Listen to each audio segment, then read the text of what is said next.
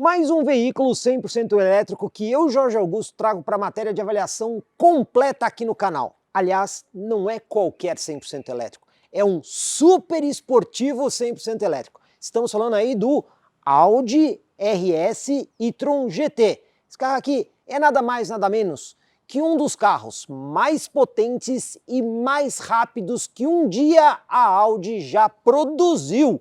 Então é um carro de extrema performance, mas que também traz muita tecnologia embarcada. E nesse vídeo nós vamos conhecer todos os detalhes desse super esportivo.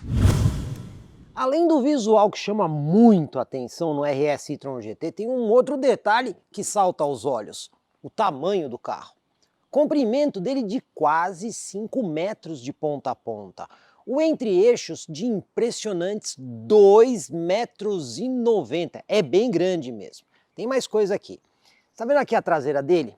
Essa traseira aqui inclinada, que lembra bastante aí a construção de um coupé. Mas na prática ele é um carro 3 volumes, porque ele tem um porta-malas aqui, que inclusive quando você abre a tampa, ele não comunica com o interior do carro. Pois bem, esse tipo de construção a gente já viu em outros carros. Quer um exemplo? Dentro da Audi mesmo, a gente tem o Audi RS7, né? Que é um modelo puramente a combustão e segue esse conceito. Mas dentro do grupo Volkswagen AG, onde a gente tem a Audi inserida, na Volkswagen a gente lembra aí do Passat CC que tinha esse tipo de construção. E tem mais carro, como por exemplo o Porsche Panamera, que também tem esse conceito aí de, né, ter esse visual coupé com 4 portas. Mas o fato importante é que o RS e-tron GT, ele divide a plataforma e engenharia com outro carro da Porsche. Estamos falando aí do Porsche Taycan. Só que tem um detalhe, eles não são exatamente iguais, né? A Porsche tem algumas configurações diferentes para o Taycan e o RS e-tron GT, digamos assim, ele tem uma configuração própria para atender na marca Audi. Você já deve ter escutado algum comentário onde as pessoas falam que o RS e-tron GT é o sucessor 100% elétrico do Audi R8. E olha, isso está errado, não tem nada a ver. Vamos relembrar das nomenclaturas dos carros da Audi. O Audi R8, além de ser um veículo apenas 2 lugares, só tem uma letra porque esse R vem de Renn em alemão, que significa racing, ou seja, ele é um veículo de competição, projetado para ser um veículo de competição, que acabou virando um veículo de rua, por isso só uma letra. Quando a gente tem um veículo como esse, você tem as duas letras, RS significa Renn Sport ou Racing Sport. Portanto, é um veículo super preparado para ter essa condição esportiva.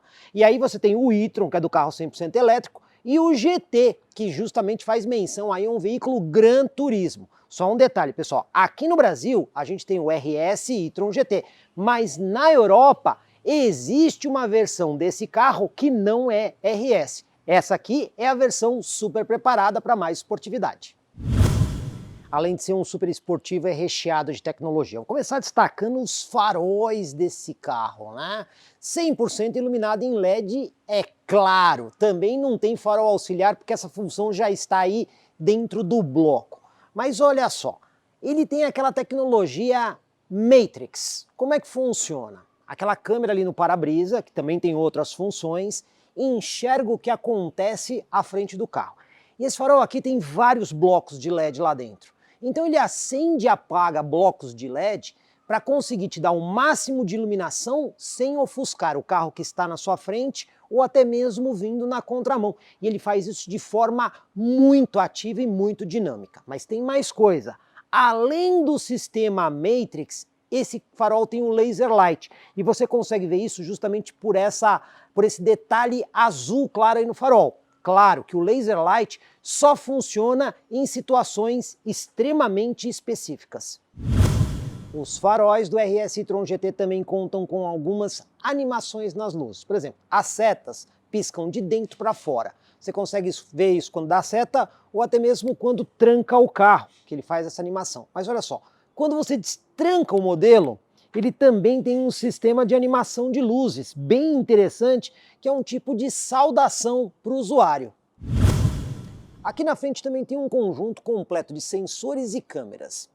Tem aqueles tradicionais de ultrassom utilizados em manobra de baixa velocidade. Tem também aí uma câmera bem discreta aqui, que faz parte do sistema Visão 360 graus. Vou mostrar quando estiver dirigindo.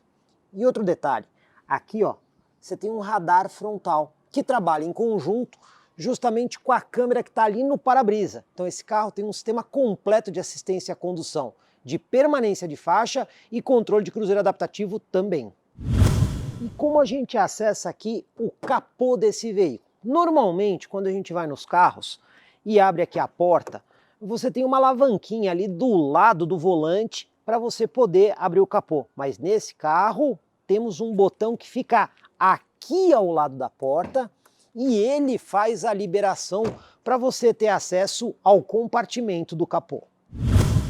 E com o capô aberto, como a gente já viu, por exemplo, no e-tron, olha só, é quase tudo blindado aqui, você tem pouquíssimas áreas de serviço.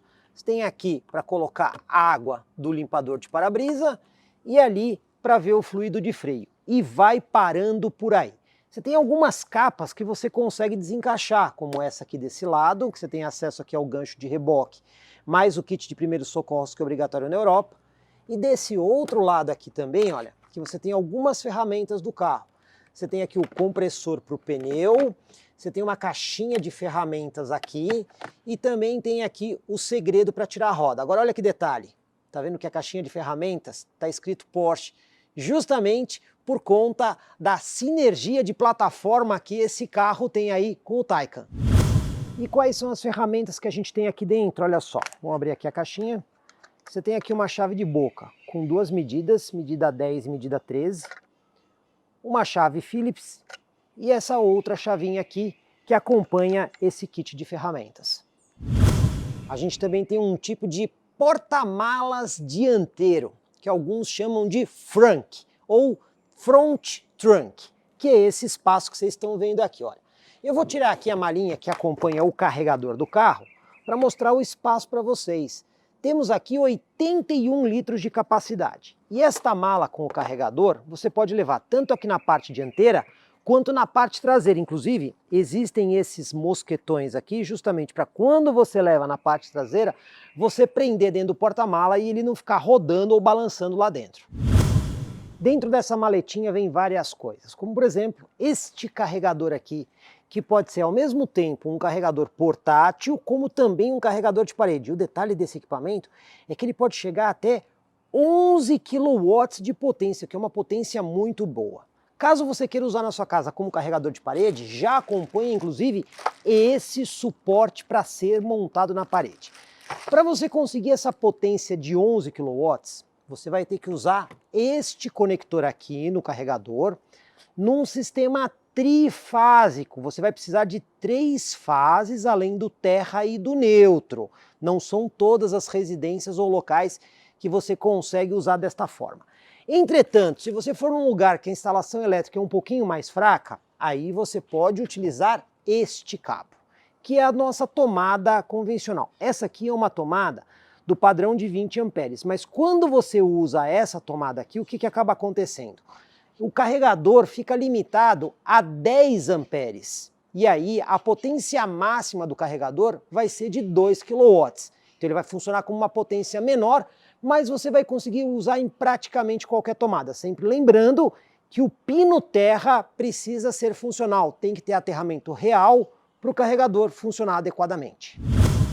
Aqui do lado chama bastante atenção aí o conjunto de roda e pneu. Rodas aro 21 polegadas, são bem grandes, né? Só que olha, aqui na frente nós temos um pneu largura 265, perfil 35. Quando a gente vem aqui atrás, o pneu é mais largo. Ele é um pneu 305, perfil 30 e tem mais. Estamos falando aí de pneus assimétricos, ou seja, eles têm sentido de rodagem. São muito específicos para o modelo. Tem um outro detalhezinho importante aqui no freio. Se você vier aqui na pinça, tem essa inscrição aqui, ó, Carbide. O que é isso? É uma tecnologia de freio diferente. Aqui nós não temos aquele disco cerâmico que a gente já viu em outros carros da Audi, tá? É um disco de aço, metálico, como a gente já viu em outros carros. Porém, esse disco é revestido com carboneto de tungstênio. E para que serve isso? São três objetivos principais. Primeiro, esse disco tem maior resistência ao fading, ou seja, aquele processo de superaquecimento, né? Então ele é melhor do que o disco metálico. Outro detalhe, também provoca menos sujeira. Sabe aquele pó de pastilha preto que suja sempre as rodas? Aqui você tem menos sujeira. E por fim, o sistema de disco aqui é 30% mais durável do que o disco metálico. Então a gente está vendo aqui uma outra tecnologia de frenagem que não é a cerâmica. Além do design que é muito bonito, ele é funcional, porque o coeficiente de arrasto desse carro é de apenas 0,24. Isso se dá por várias coisas, até mesmo pelas rodas que têm baixa resistência ao ar. Mas olha só, olha as tomadas de ar que esse carro tem. Aqui na frente, por exemplo, você tem uma entrada de ar que sai aqui e também uma outra passagem de ar daqui para cá. Tudo isso pensado para melhorar a eficiência aerodinâmica. E tem mais. Aqui atrás existe um aerofólio que pode funcionar de forma automática ou comandada pelo motorista lá na parte interna do carro. Quem conhece bem carro esportivo deve estar pensando, mas será que esse carro é alto desse jeito? Porque se você olhar aqui, entre a roda e o paralama, tem um espaço grande. Por que está assim? Pessoal, o carro tem uma suspensão a ar, aquela famosa mola pneumática, que a suspensão consegue subir e descer de acordo com o que você está usando aí no Drive Select, os modos de condução que o carro tem. E você consegue comandar isso também diretamente pela tela da central multimídia. Usando a tela do multimídia, você consegue comandar o aerofólio lá atrás. Então você consegue abrir o aerofólio ou até mesmo fazer o recolhimento do aerofólio. E ele também tem funcionamento automático dependendo da velocidade do veículo. Usando também a tela do multimídia ou um botão dedicado, você consegue mudar a altura do carro pelo Drive Select. Essa altura que vocês estão vendo aí é a posição conforto, que é uma altura mediana. Mas agora eu vou levantar o carro, olha só. Eu vou colocar ele na altura mais alta possível. Nesse caso, ele vai subir o carro até 20 milímetros. E isso é muito indicado quando você vai usar o carro em pisos bem desnivelados. Só que aqui vai uma dica, tá? Você só consegue usar o carro na posição mais alta a velocidades de até 35 km por hora. Passou dessa velocidade, ele vai descer o carro para a posição conforto. Agora, também dá para baixar o carro. Você tem a posição Dynamic, que em relação a posição conforto, ele desce o carro 10 milímetros. E tem uma posição ainda mais baixa, que é a posição Efficiency. Quando você seleciona ela, ele vai para a posição mais baixa possível. Nesse caso, ele desce o carro em relação à posição conforto 22 milímetros, ele fica bem baixo. Só que olha, só recomendo que vocês só usem essa condição quando vocês estiverem na estrada e estrada boa, porque se eu usar dentro da cidade, o carro vai ficar muito baixo, vai ficar muito fácil dele raspar em lombada, buraco, valeta, essas coisas. Então minha dica é, normalmente usar o carro na posição conforto e quando o piso estiver ruim, levanta a suspensão e anda em baixa velocidade para o carro e a parte de baixo sofrer menos aí nos obstáculos.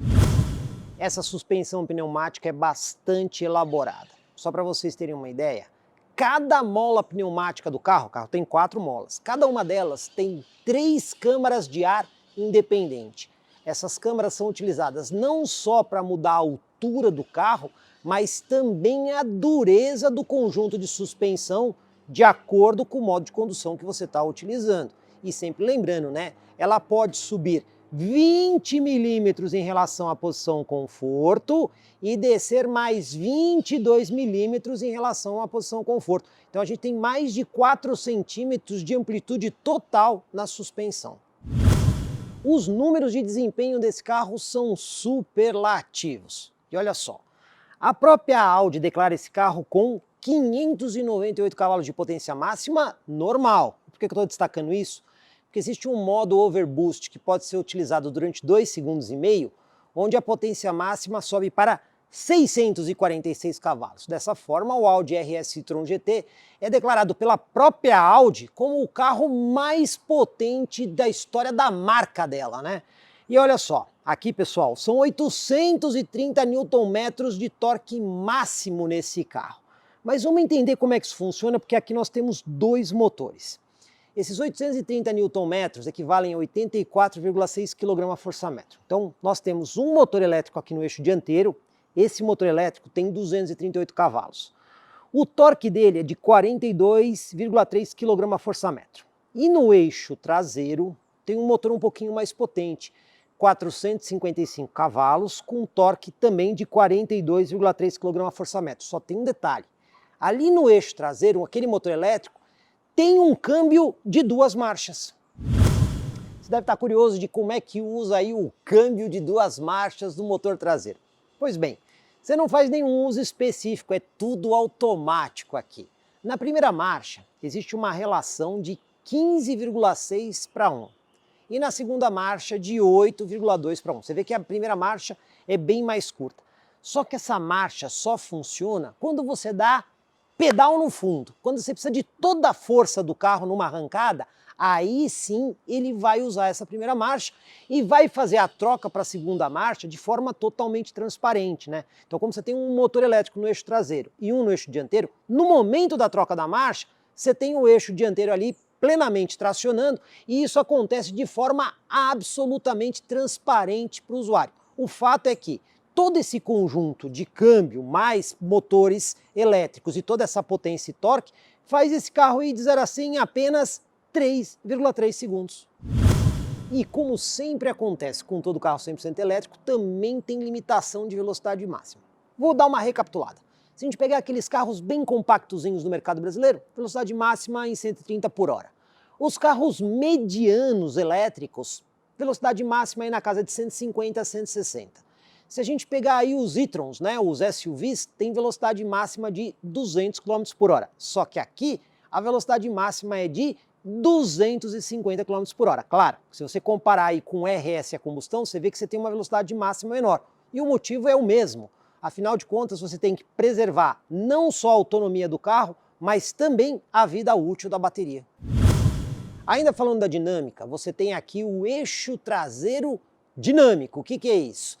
Ele se move para melhorar o handling do carro, a dirigibilidade. Quando você está em baixa velocidade, ele se move em sentido oposto da roda dianteira para diminuir aí a área de manobra do carro. Quando você está em alta velocidade, ele se move no mesmo sentido da roda dianteira para melhorar a agilidade do veículo, como por exemplo uma mudança rápida de faixa. Também tem outra coisa, o diferencial traseiro desse carro, que ele tem um bloqueio regulável. Para que isso? Quando você vai arrancar com o carro, no momento que você tem um distracionamento de uma roda ou das duas rodas, o que ele faz? Ele faz um ajuste automático para diminuir essa perda de escorregamento, né? Então o carro tem mais gripe, mais tração e com tudo isso você consegue melhorar a performance do conjunto.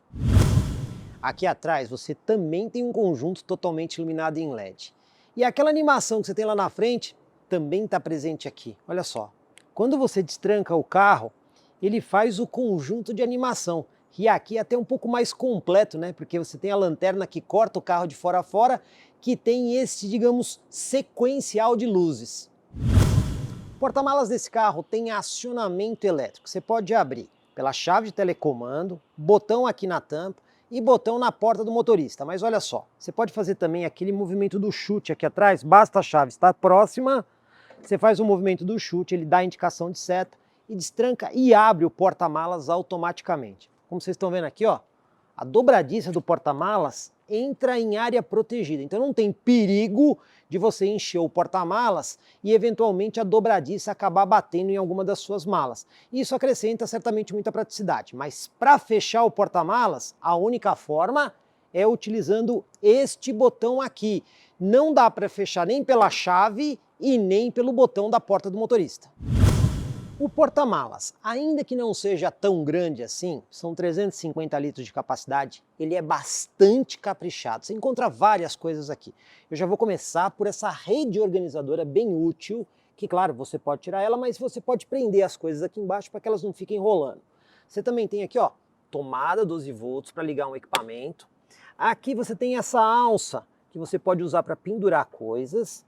Também tem esta redinha aqui para colocar coisas bem pequenininhas e dos dois lados você tem esse compartimento adicional aqui que é fundo, do lado esquerdo e do lado direito, muito útil para você colocar, por exemplo, garrafas que ficam rolando no compartimento. Vocês devem estar pensando, acabou só isso? Não, tem mais um outro compartimento aqui, ó. Vocês estão vendo essa alcinha aqui, ó? Você puxa e você tem aqui mais um compartimento adicional aqui embaixo. E você consegue até mesmo soltar essa travinha e deixar essa tampa em casa. O que não falta aqui são diversos tipos de compartimento para guardar as mais variadas coisas. Aqui por dentro muita coisa legal para destacar. Vamos começar pela questão do acabamento. Olha só, na porta, parte superior aqui em couro acolchoado, depois você tem aqui uma peça em fibra carbono, essa parte clara aqui é toda em alcântara acolchoada, depois você tem couro novamente acolchoado, e até mesmo esse plástico aqui da porta, ele é revestido, né? Então ele tem um material suave ao toque. E o porta-objetos também tem plástico na parte de baixo, né? Então praticamente você não vê plástico duro, e quando você vê, é de excelente qualidade. Quando a gente vê a continuidade da porta com o painel, olha, também o painel forrado em couro costurado, peça em fibra carbono, e aqui que é o plástico duro, mas tem uma qualidade muito boa. O volante revestido em couro microperfurado. E a gente continua, olha só, a coluna B, aqui também o teto, e aqui a coluna A, tudo em alcântara. E você ainda tem aqui a soleira, que é iluminada, e também peça em fibra carbono. Então a gente tem um acabamento de primeiríssima qualidade. Falando de controles, aqui na porta tem aí o tradicional dos vidros, tem aqui também o do espelho, inclusive com a posição de desembaçamento e até mesmo o rebatimento aqui dos espelhos. Então é bastante completo. Agora olha só, esse botão aqui é para abrir o porta-malas. Se você quiser abrir o capô, ele fica ali na parte mais externa da porta, né? Então você tem dois botões, não existem alavancas aqui na parte de baixo. Outra coisa legal, sabe banco 100% elétrico mesmo? Então olha só. Então a gente tem aqui, ó, distância, altura, inclinação do encosto, lombar elétrico, e ó, tá vendo esse botãozinho aqui, ó? É o extensor de pernas, que também é elétrico. E a coluna de direção, como é que é? Ajuste elétrico também, ó. Você tem um botãozinho aqui embaixo para fazer o ajuste de altura e de profundidade e também o ajuste de altura. E tudo isso você ainda pode fazer a memorização aqui com duas posições. Então, 100% elétrico mesmo. Mais alguns controles que a gente tem, que lado esquerdo, para você fazer a comutação dos faróis, né? Então você tem aqui um botão quase que touch para você poder fazer o acionamento do modo automático. Esse daqui seria o farol auxiliar, só que é incorporado dentro do bloco. E também aqui a luz de neblina traseira. Na parte superior aqui nós temos o botãozinho aqui para você ativar e desativar o sistema de permanência de faixa. Aqui embaixo os comandos do controle de cruzeiro adaptativo, inclusive com limitador de velocidade. E no volante eu quero destacar este botão aqui, que é o aquecimento de volante. Além de todos os outros controles para você interagir aí com o Virtual Cockpit, você também tem o aquecimento de volante. Aqui no banco traseiro, olha, o acabamento de porta, a mesma qualidade da parte dianteira, repete tudo que você já viu lá. Inclusive o banco aqui em couro, você está vendo que a parte central aqui é microperforado, um couro de excelente qualidade, muito agradável ao toque, né? E a gente vê mais coisas aqui atrás, como por exemplo, saída de ar-condicionado com controle independente de temperatura. A gente também tem aqui, ó, alça de segurança no teto, luzinha em LED de leitura. E olha, se você precisar, tem aqui o descansa-braço, escamoteável com 2 porta-latas. Tem mais uma outra coisa, ó. Quando você aperta aqui o botãozinho, você consegue ter essa parte rebatida com algumas funções. Primeiro, acesso ao porta-malas, mas isso inicialmente foi criado, principalmente para a Europa, onde muita gente usa esqui, né, para você poder transportar os esquis ou até mesmo taco de golfes. No Brasil não é muito comum, mas ainda assim permite transportar objetos mais compridos. Falando aqui do espaço e acomodação, olha só, o entre-eixos é bem longo, né? Então eu deixei os 2 bancos dianteiros ajustados de forma confortável para mim. Do meu joelho ao encosto do banco, olha só, temos aqui um bom espaço, né? A movimentação de pés não é tão ampla assim, né? Mas quando você senta no banco, você encaixa no banco. Então é bastante confortável para o passageiro da esquerda e da direita. Dá para transportar um passageiro aqui no meio? Dá. Ele não vai com muito conforto. Se for uma criança é melhor. O ideal nesse carro aqui são 4 pessoas com um bom padrão de conforto. Vocês estão notando que aqui atrás está iluminado. Por quê? Ó, esse carro tem um teto de vidro totalmente panorâmico, né? Então ele vai daqui da parte traseira até lá na frente. Claro, esse vidro aqui é escurecido e tem um sistema de tratamento térmico, mas olha só, não tem aquela redinha, né? Então tem gente que gosta daquela redinha que fecha para deixar o carro mais escuro, aqui não dá. O mínimo de luz que você vai conseguir é isso aqui que vocês estão vendo. Então algumas pessoas podem se incomodar com o excesso de entrada de luz por conta de não ter a rede redutora. Como vários outros veículos esportivos, aqui nós temos um banco completamente inteiriço, né? Sem ajuste do apoio de cabeça, que está sempre na posição correta, além dos apoios laterais aqui, que dão aquele encaixe no corpo. Mas olha que legal, aqui na central multimídia, quando você vem aqui no menu veículo, bancos, põe aqui para o lado, aperta o número 2, olha que legal, banco do passageiro, né? Os ajustes totalmente elétricos. E eu aqui do banco do motorista, ó, consigo controlar tudo. Extensão aqui de perna, também consigo controlar a altura do banco, a inclinação do assento, inclinação do encosto e até mesmo a distância do banco. Então todas as funções que você controla aqui no motorista, você consegue fazer o controle do banco do passageiro. Console central, aqui nós temos um porta-objetos. Dentro dele a gente tem aqui o carregador de celular por indução, duas portas USB do tipo C e uma tomada 12 volts. Você também tem aqui dois porta-copos ou porta-latas, mais esse compartimento. Esse botão aqui a gente já viu, por exemplo, no novo A3, né? Ele é um botão touch, inclusive para o controle de volume aqui da central multimídia. Aqui está o sistema de seleção de marchas. O carro não tem marcha, né? Mas olha só, aqui é o drive, aqui a gente tem a ré, aqui nós temos o neutro e aqui nós temos a posição parque. Vocês estão vendo que não tem um botão para acionar o freio de estacionamento, né? É automático, então colocou drive, ele solta o freio de estacionamento, apertou aqui a posição parque, ele aciona o freio de estacionamento. O botão de ignição do carro para colocar ele na condição de direção, drive select e mais alguns outros controles, inclusive o próprio do Parque Assist. Ar-condicionado aqui, como vocês estão vendo, dupla zona, na verdade 3 zonas que você consegue fazer o controle. E você também tem aqui, ó, banco do motorista, com ventilação em 3 níveis ou aquecimento em 3 níveis. A mesma coisa acontece para o banco do passageiro. Então a gente consegue ver um padrão de conforto e organização bem interessante no RS e-tron GT. Carros elétricos são muito silenciosos e para evitar atropelamentos por pessoas que não percebem a aproximação do veículo, esse carro tem o AVAS, Acoustic Vehicle Alerting System. É uma exigência tanto nos Estados Unidos quanto na União Europeia. Olha só, quando você põe o carro para andar, só o fato de você colocar drive, presta atenção no barulho. Esse barulho é provocado intencionalmente com alto-falantes na dianteira e traseira do carro. E quando você anda com o carro, o barulho também muda. E esse barulho, pessoal, quando você coloca no modo Dynamic, ele também tem alto-falantes aqui dentro que aumentam essa resposta para dar uma sensação maior de esportividade sonora. Esse barulho aqui é justamente para alertar as pessoas da aproximação do veículo e assim evitar acidentes. Hora da gente sair aqui com o RS e-tron GT para uma viagem. Mas olha só, vamos dar uma olhada aqui como é que está o computador de bordo. A gente tem 320 km de autonomia, a bateria não está completamente carregada. Já estamos aqui com o computador de bordo zerado.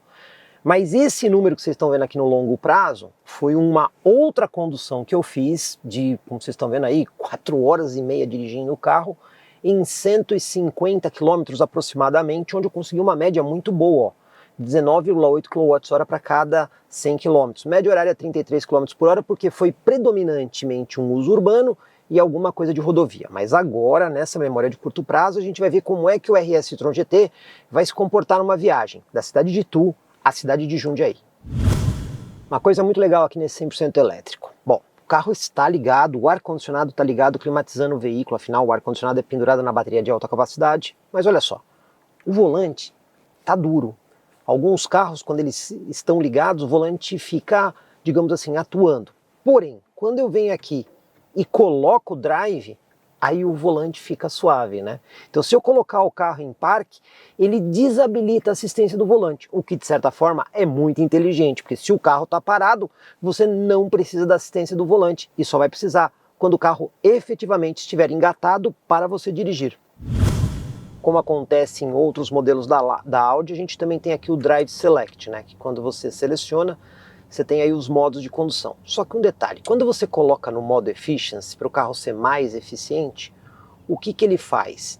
Ele abaixa o carro, né? Então quando a gente está aqui no Drive Select, a gente vê que ele está descendo o carro justamente para ter menor arrasto aerodinâmico. Só que aí o que acaba acontecendo? No Brasil, que você tem muita lombada, muita valeta, muito buraco, isso pode ser um pouquinho complicado, porque o carro já é baixo. Então você tem que tomar muito, mas muito cuidado na hora de passar em lombada e valeta e buraco. Em algumas lombadas o carro até pega no meio. Então o que eu recomendo a vocês, se for usar o carro em um piso um pouquinho mais acidentado, usar ele no modo Comfort, que aí ele sobe um pouquinho a suspensão e o carro passa com um pouquinho mais de facilidade nesses obstáculos.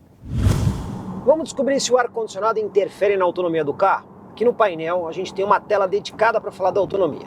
Bom, eu estou com o ar-condicionado no modo Eco. Vamos ligar o ar-condicionado, vou colocar em off, ficar só em ventilação. Olha a autonomia.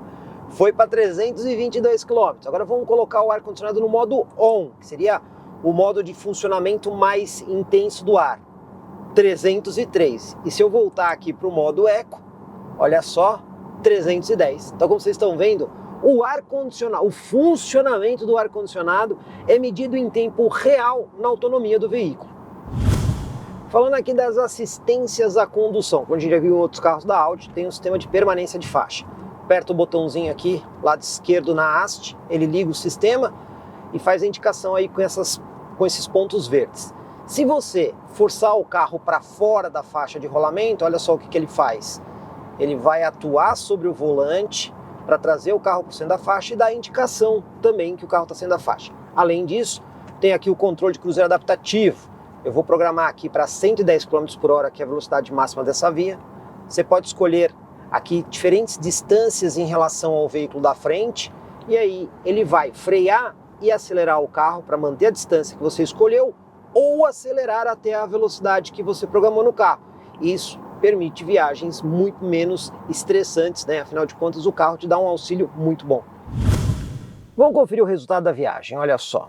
Temos aqui 255 km de autonomia, o carro fez 21,7 kWh para cada 100 km, velocidade média aí de 65 km por hora, predominantemente rodovia, né? Quando a gente vem aqui no longo prazo, a gente vê que o acumulado é de 20,4 kWh para cada 100, aí já rodando 222 km, e aqui na viagem a gente teve uma média um pouquinho maior, mas ainda assim, essa média de consumo que a gente está tendo aqui no RS e-tron GT, claro que dirigido de forma moderada, é melhor, por exemplo, do que a do e-tron, né? O e-tron SUV ou o e-tron Sportback. Antes da gente dirigir aqui o RS e-tron GT, vamos fazer algumas considerações, como por exemplo o sistema de câmeras 360 graus que o carro tem, né? Você pode acionar de forma manual, independente de engatar a marcha. Você pode apertar aqui o botãozinho, ele já vai ligar a câmera. Aí nesse caso, claro, ele vai ligar a câmera dianteira. E aí nós temos a imagem 360 graus ali do lado direito da tela. Aqui embaixo você tem um menu que você pode escolher como é que você quer a visão do carro. Então você tem, por exemplo, a visão em 3D, que você consegue até mesmo aqui, ó, arrastar com o dedo para ver o que tem em volta do carro. Isso aqui não é uma foto, é uma imagem em tempo real, né? Sem a imagem em 3D, você tem a dianteira grande angular, a dianteira sem distorção com linha de guia, a imagem 360 colocada aqui na horizontal, a traseira sem distorção, a traseira com grande angular, rodas dianteiras, inclusive quando você está com... Vou até engatar aqui o carro para vocês poderem ver, ó. A gente mexe aqui o volante, você consegue ver ali a roda mexendo, né? Você também tem aqui das rodas traseiras, então você consegue ter todas essas imagens. Claro que quando você engata ré, o carro automaticamente já coloca aí na câmera de ré para você poder fazer a manobra, né? E olha só uma coisa interessante. Eu vou virar aqui, presta atenção na imagem aqui, ó. Você tá vendo que a imagem ela vai meio que torcendo para o lado? Por quê? Porque como esse carro aqui tem o eixo traseiro dinâmico, essa é uma das situações onde o eixo traseiro dinâmico atua, né? Essa jogadinha da câmera é justamente para mostrar a capacidade de virar mais que ele tem, mesmo tendo um entre-eixos longos e sendo um carro bem grande, ele consegue fazer a manobra de forma mais fácil. E aí, ó, câmera de ré lá atrás, você tem aí, ó, a linha de guia e também os sensores de estacionamento para apoiar a manobra.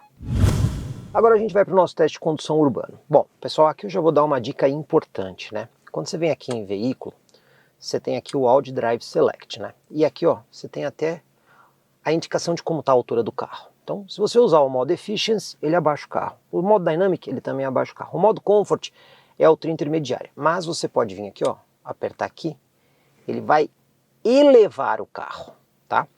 E eu recomendo que vocês façam isso, principalmente em lugares onde vocês têm lombadas, porque esse carro pega com muita facilidade em lombada. A frente, em alguns casos, até mesmo o meio. Então, lombada, valeta, buraco, tachão, você tem que tomar um cuidado absolutamente extremo com esse carro. Então, ó, eu já estou com a suspensão levantada aqui, posso até usar aqui a câmera dianteira para a gente ter uma ideia aí do caminho que a gente vai fazer. Lembrando que se você passar de 35 km por hora, ele abaixa o carro automaticamente para a posição Comfort. E claro, né, pessoal, eu não vou fazer o teste de tachão aqui com o carro por conta do pneu super esportivo, então é preciso um cuidado redobrado ao passar por esses tipos de obstáculos, tá? Eu mesmo, várias vezes que eu andei aí normalmente com o carro, em situações que outros carros não tem problema nenhum de bater ou raspar, aqui raspa com muita facilidade. Então, o cuidado ao passar por lombadas, valetas ou qualquer outro desnível maior, uma rampa de garagem, rampa de shopping, precisa ser redobrado. Usando a suspensão mais alta, minimiza, mas não resolve. Vamos ver agora aqui o piso desnivelado, conforto e isolamento acústico. Olha que isolamento acústico sensacional, né? Isso é muito legal nesse carro, mas muito legal mesmo. Agora, no momento da lombada, é reduzir a velocidade e passar muito, muito devagar. Tem algumas que mesmo fazendo isso, o meio do carro pega, tá? Eu já tive várias situações nesse período que eu fiz o teste do carro. Então, cuidado triplicado nos obstáculos. E na hora de manobrar? Bom, pessoal, como a gente tem aqui aquele monte de câmera para a gente ver as coisas, primeiro eu vou alinhar o carro com a guia da maneira que a gente faz com todos os outros veículos. Ó, a gente consegue até ver aqui a câmera dianteira, a câmera lateral ali, ó. Eu coloco no limite do cimento aqui na rua, né? Eu vou aproveitar aqui, vou trocar para a câmera lateral, até para a gente conseguir, ó. Tá vendo que dá para mim ainda ir um pouquinho mais aqui com o carro. Vamos lá.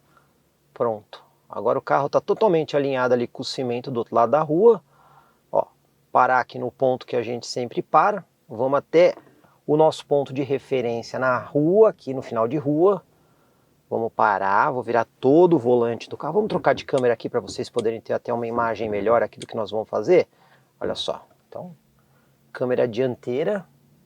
Esse carro tem que tomar muito cuidado até chegar ali no pneu na guia, porque, tá vendo? Ele é muito baixo. Tem que tomar bastante cuidado, fazer isso tudo com muito cuidado. E olha, sem encostar o pneu na guia, ele já virou um pouquinho mais que 90 graus, né? Vamos trocar para a câmera traseira agora. Aqui a traseira sem distorção. Vou engatar aqui a ré, né, pessoal? Óbvio, né? Poder fazer a manobra. E vamos ver onde ele para na rua. E olha, ele saiu do centro um pouquinho deslocado para a esquerda. Mas vamos lembrar, né? Quase 5 metros de comprimento, 2,90 metros no entrecho. Nós já tivemos vários carros médios que usaram mais espaço do que isso. Então, para o tamanho dele, ele usa um espaço de manobra muito pequeno por conta do eixo traseiro dinâmico. E a retomada de 60 para 120 com esse carro. Bom, ele é monstruosamente potente, então provavelmente vai ser muito rápido, mas vamos lá. Vamos chegar aqui nos 60 e vamos pisar tudo, ó. 60 por hora.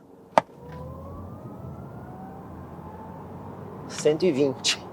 Ou seja, não tem nem graça com esse carro, né? Vamos ter uma ideia de como é que é a performance aqui do RS e-tron GT. Usando aqui o Drive Select, já coloquei aqui o carro no Dynamic, né? E estamos também com o contador de 0 a 100 do próprio veículo. Vou fazer a largadinha estolada, vamos ver o que acontece. Lembrando, estou numa subida, estolando e saindo. É muito forte. Ó, já deu 100 por hora, E ainda assim o carro continua acelerando. A gente precisa de uma pista bem longa para conseguir ter uma ideia de como é toda a potência do RS e-tron GT. Agora vamos fazer aqui o nosso teste de aceleração de 0 a 100. Para isso, eu vou usar aqui o Drive Select para colocar o carro na condição mais esportiva, né? A Dynamic. E também temos aqui no painel do carro a própria medição de 0 a 100. E nós vamos comparar a do carro com a nossa, que é feita por GPS, né? E claro, vou fazer aqui a largadinha estolada para a gente ver como é que o carro se comporta. Vamos acelerar e agora soltar. É muito rápido. Olha só, pessoal, no nosso deu 3.24 e no carro deu 3.2. Os dois estão muito precisos e esse carro é um monstro na aceleração. Agora, só para a gente ter uma ideia, eu vou pegar aqui o Drive Select, eu vou passar o carro para a condição Efficiency. Vamos ver se muda muita coisa, se ele fica diferente quando a gente faz aí um kickdown? Bom, vamos lá. Largadinha estolada também, ó. Pisando no freio, acelerando e saindo. A sensação aqui é que o carro sai um pouco mais lento. E olha, efetivamente mais lento. No nosso cronômetro deu 4.12 e no carro deu 4.0. E no Comfort, o que acontece? Então vamos lá, Drive Select. Vamos passar para a situação Comfort, que é a situação mediana, mas usando o mesmo critério de largada, né? Pisando no freio acelerador e vamos lá. Olha, ficou com o tempo intermediário. No nosso deu 3.51 e no carro deu 3.4. E já que a brincadeira está muito divertida, pessoal, Drive Select, vamos de novo no modo Dynamic, só que agora olha só. Eu vou desligar a ventilação do carro, o ar-condicionado, eu vou desligar tudo. Deixar o sistema só para o motor mesmo. Vamos ver o que acontece, ó. Pisando no freio, pisando no acelerador e saindo. E olha só, no nosso cronômetro a gente conseguiu aqui 3.26 e no do carro 3.2. Uma medição muito próxima da primeira. Hora da gente testar o funcionamento de faróis aqui do RS e-tron GT. A primeira coisa que a gente tem que saber é como está configurado o farol. Por quê? Usando o botãozinho aqui do lado, você precisa ver se o farol está na posição automático ou manual. Se estiver na manual e você comutar o farol alto, ele vai ligar o farol alto na máxima potência. Então você tem que colocar aqui na posição alto. E aí você tem aqui a indicação do uso automático do farol alto. Quando aquele ícone ali no painel está branco, significa que o farol Matrix não está funcionando. No momento que o sistema percebe que não existem veículos à sua frente, que ele pode começar a utilizar aí o acionamento do farol Matrix, o ícone de branco muda para azul. E aí ele começa a fazer iluminações diferentes. Por exemplo, nessa área mais escura aqui, a gente já consegue ver que na parte esquerda nós temos uma iluminação maior. Esse é o funcionamento do Matrix. E ele vai fazer isso dinamicamente, sempre procurando iluminar da melhor forma possível, sem ofuscar os veículos que viajam ou na contramão ou à sua frente. O farol já está no modo automático, então a gente já consegue ver a atuação do Matrix, iluminando as laterais, mas sem iluminar o centro, porque existem carros lá na frente. Agora eu vou pegar aqui um retorno bastante escuro para a gente conseguir ver o melhor funcionamento do sistema. Nesse momento, a gente tem aí o farol alto com praticamente todos os blocos acesos. Mas na contramão, nós temos aqui veículos vindo. E agora, o sistema automaticamente desliga os blocos de LEDs do lado esquerdo, porém ele mantém os LEDs acesos do lado direito. Quando não tem mais carro no campo visual da câmera, ele acende automaticamente os LEDs que estavam apagados para proporcionar melhor iluminação e ele vai fazendo essa gestão de blocos de LED de forma bastante ativa. Percebeu algum carro, ele desliga os blocos de LED onde tem os veículos, mantendo a iluminação onde não existe nenhum veículo. O sistema de laser do carro tem condições muito específicas para funcionar. Primeiro, ele tem que estar numa velocidade acima de 70 km por hora e não pode existir nenhum veículo no campo visual, nem à frente e nem na contramão. Se essas condições forem atendidas, e o veículo perceber que pode acionar o sistema laser, ele fará o acionamento e indicará no painel um íconezinho do lado do ícone azul. Olha, estamos num retorno bem escuro, vamos ver aqui se o laser vai acender. Ó, acabou de acender. Temos a indicação do ícone no painel, a gente vê que a luz laser tem uma iluminação bem mais concentrada na parte bem central ao veículo, né? E ele vai permanecer aceso enquanto eu estiver acima da velocidade de 70 km por hora e não houver nenhum veículo no campo visual. Só que nesse momento aqui, nós vamos retornar a uma rodovia bastante movimentada. Percebam que assim que o carro perceber outros veículos, ele vai desligar o laser. A gente sabe isso pelo ícone que está aceso no painel e olha, já temos outros veículos, o laser foi desligado, mas o sistema Matrix continua ativo. Agora, se você vai ter um Audi RS e-tron GT na sua casa, eu recomendo que você tenha um equipamento desse aqui, ó. V-Mobile Wall, carregador de parede da WEG, com potência de 7,2 kW. Esse equipamento tem uma montagem bem simples, você só precisa aí de 2 fases e um aterramento real. Usando esse equipamento, olha, considerando que o Audi RS e-tron GT esteja com a bateria completamente descarregada, você vai precisar cerca aí de 13 horas para fazer o carregamento completo da bateria. Mas em 10 horas você já vai ter mais de 80% da bateria carregada. Assim fica muito mais prático, sempre lembrando, chegou com o carro elétrico à noite, põe para carregar. Aos poucos, a eletrificação de alta capacidade vai se tornando uma realidade. Olha só, pessoal, dessa vez eu estou aqui na fábrica da Volkswagen em São Bernardo do Campo. E estou aqui com um Audi RS e-tron GT, que inclusive acabou de passar por um carregamento completo utilizando um carregador de alta capacidade. Inclusive, pessoal, esse carregador aqui foi um dos primeiros do Brasil a ter justamente esse padrão CCS tipo 2. Então, como a gente está vendo, isso se torna realidade a cada dia que passa.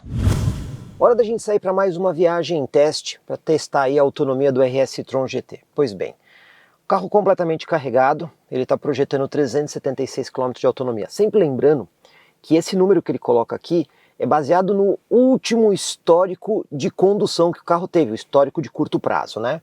A gente já tem aqui o computador de bordo zerado, como vocês estão vendo, a memória de curto prazo está zerada, só que a memória de longo prazo, desde que eu peguei o carro, eu rodei ali, ó, 686 km, e aí a média é de 22,4 kWh para cada 100 km, mas aqui tem tudo, né? Tem os testes que a gente fez de aceleração, tem cidade, tem estrada, tem tudo que foi teste aqui. E a velocidade média foi de 36 km por hora. Bom, pois bem, agora a gente vai fazer essa viagem e ver aí como é que o carro se comporta num circuito puramente rodoviário. Aqui no RS e-tron GT você pode mudar a aparência do painel. Bom, a gente tem essa aparência aqui onde as funções do computador de bordo ficam na parte esquerda aqui. E quando você aperta o View, ele altera aqui o modo de visão, mas você pode escolher outras. Vem aqui no menu Ajustes, aqui em Ajustes, Tela e Luminosidade, Audio Virtual Cockpit, e você pode escolher, por exemplo, um outro modo de visão. Esse aqui é o esportivo, que ele tem aí um visual um pouquinho mais clássico, com o computador de bordo ao centro e os mostradores ali na lateral diminuídos, ou então uma aparência mais clássica, né? Que ele segue aí o modo esportivo, só que ele deixa aqui um visual um pouquinho mais clean no painel. Então você pode personalizar o Virtual Cockpit de acordo com o seu gosto. Os pedal shifts aqui atrás do volante, para que serve? Recuperação de energia. Mas antes você precisa ver se esse modo está ativado no RS e-tron GT. Aqui no menu Veículo, Carregar e Eficiência, você tem aqui assistente de eficiência, você tem que ver se a recuperação está em automático ou manual. O manual é o que você precisa para poder usar o pedal shift. Pois bem, eu estou dirigindo o carro, tirei o pé do acelerador. Olha só, o marcador aí do lado esquerdo está deixando o carro ir livremente. Quando você aperta o pedal shift uma vez, ele aplica um nível de regeneração de energia. Apertou de novo, ele aplica um segundo nível de recuperação de energia. Se a central multimídia aqui estiver no automático, olha só, o pedal shift não vai funcionar. Então ele tem que estar no modo manual para você escolher o momento que você quer forçar essa regeneração de energia quando você deixa de acelerar o veículo. Vamos conferir como é que foi o nosso resultado da viagem. Ó, autonomia 292 km. Mas como é que está o consumo? Fizemos aí 23,8 kWh para cada 100 km, viagem de praticamente 90 km, 1 hora e 5, média horária de 82 km.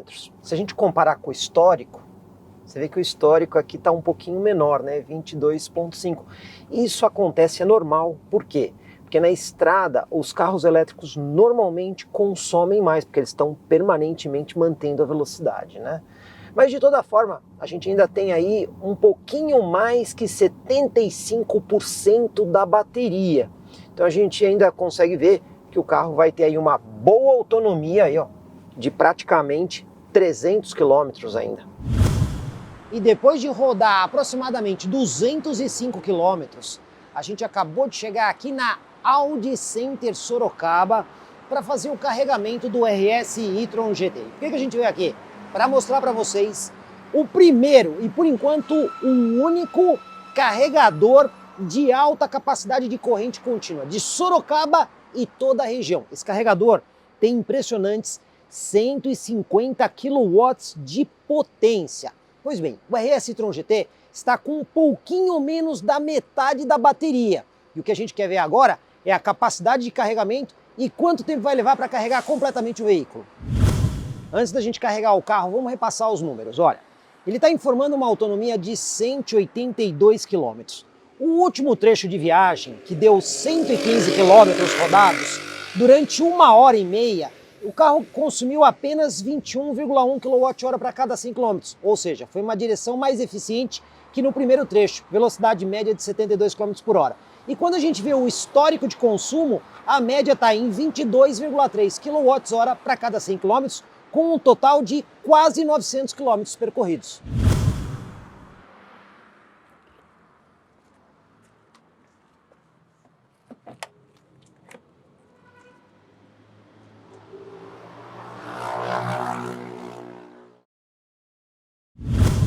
Por se tratar de um carregador de corrente contínua, você precisa iniciar o processo de carregamento. Não é como no carregador de corrente alternada que ele inicia automaticamente. Então o carro já está conectado, a gente vem aqui e dá a confirmação na tela. Existe um período que o carregador vai se comunicar com o carro justamente para iniciar o processo de carregamento e a partir daí nós saberemos quanto tempo vai levar para o carregamento completo do veículo. Já iniciado o carregamento, olha só pessoal, o carregador tem efetivamente 150 kW, marcando aqui 146 kW que ele está entregando para o carro, aí numa tensão de quase 800 volts. Vocês estão vendo aí que o carregamento se iniciou aqui aproximadamente 3 horas e 5 minutos, está passando ali quase 200 amperes para o carro, né? E está estimando aí o carregamento em aproximadamente 1 hora, tá vendo aqui, ó? Tá dizendo que é 1 hora, mas a gente vai conferir isso aí de perto. Mas como vocês estão vendo, é um carregador de altíssima capacidade. E olha só, pessoal, com um pouquinho menos que 1 hora, o carregador aqui conseguiu concluir completamente a carga do RS e-tron GT. Como vocês estão vendo, esses carregadores de alta capacidade mudam muito a condição do veículo 100% elétrico, deixando a sua utilização muito mais viável. E aqui nós já estamos nos finalmente do nosso vídeo de avaliação do RS e-tron GT. Questão de autonomia é sempre bastante delicada para veículo 100% elétrico. E como é que fica aqui no RS e-tron GT? Pois bem, considerando todos os testes que a gente fez, a gente terminou com uma média aí de 22,3 kWh para cada 100 km. Claro, na maioria das vezes o carro foi dirigido de forma bastante parcimoniosa, mas também fizemos os testes de aceleração e isso aqui está aqui nessa média.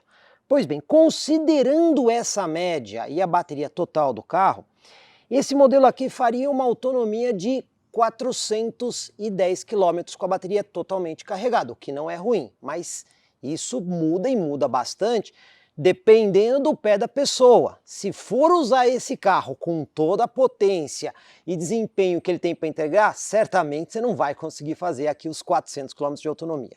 Mas aí vem uma outra questão, né? E como é que eu carrego tudo isso?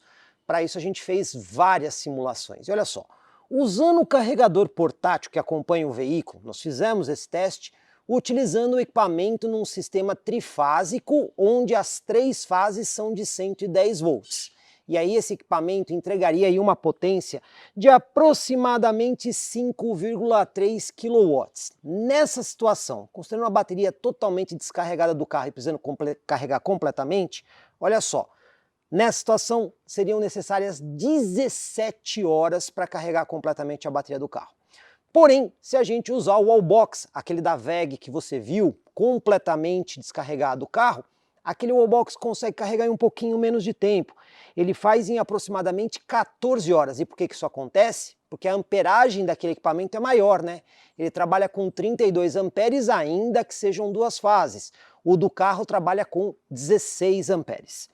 Bom, e se a gente usasse o carregador portátil do carro numa tomada convencional? Aí ele vai entregar aproximadamente 1,6 kW. E nesse caso, para carregar completamente a bateria do carro, seriam necessárias 56 horas. Então, como vocês estão vendo, ter um carro desses, obrigatoriamente, você tem que ter um bom sistema elétrico trifásico ou um wallbox para você conseguir carregar num tempo menor. Ainda assim, é um dos carros com a maior capacidade de bateria disponível no mercado brasileiro, e aí você precisa de mais tempo para carregar o veículo. Quando a gente fala de desempenho, o carro certamente não decepciona e, pelo contrário, encanta e encanta bastante, né?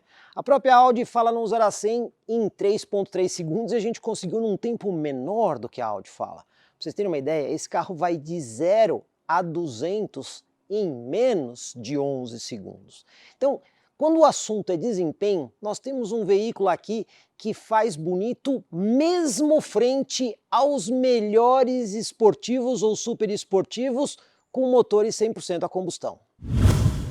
A gente falou no vídeo que esse carro compartilha plataforma e tecnologia com o Porsche Taycan, mas olha só. O RS e-tron GT no Brasil tem apenas uma única configuração. E quando você vê o Porsche Taycan, ele tem várias configurações diferentes. Esse carro aqui estaria mais próximo do Taycan Turbo, que não é a versão topo de linha, é uma abaixo da topo de linha, mas ainda assim eles não são totalmente iguais. Quando a gente olha as fichas técnicas, existem diferenças ali de potência e torque, e até mesmo de equipamentos. Quer um exemplo? Esse carro aqui tem um equipamento que o Porsche não oferece, como por exemplo o sistema de faróis a laser, e tem outro detalhe. O RS e-tron GT também tem uma maior rede de concessionárias, né? A rede de concessionárias Audi é muito maior que a da Porsche. E outro detalhe, a própria Audi está eletrificando pesadamente a sua rede de concessionárias com carregadores de alta capacidade. E para a gente fechar o vídeo, quanto custa o super esportivo mais potente da história da Audi? Vocês devem estar imaginando que não é barato, e não é mesmo. Em janeiro de 2023, preço público sugerido desse carro, 1,1 milhão de reais. Um carro com um preço muito alto, né? Mas vejamos, pessoal, quando a gente olha aí para os produtos que são oferecidos com todo esse desempenho e essa tecnologia, a gente percebe que todos eles estão também nessa faixa de valor. Moral da história, quem quer ter um Audi RS e-tron GT tem que pagar por essa exclusividade. E se você gostou aqui do Audi RS e-tron GT ou até mesmo qualquer outro modelo Audi 100% elétrico, a minha dica é fácil. Procura aí a Audi Center Sorocaba. Como você viu aqui nesse vídeo, a concessionária já está preparada para os veículos 100% elétricos, inclusive com o único carregador de alta capacidade de Sorocaba e toda a região.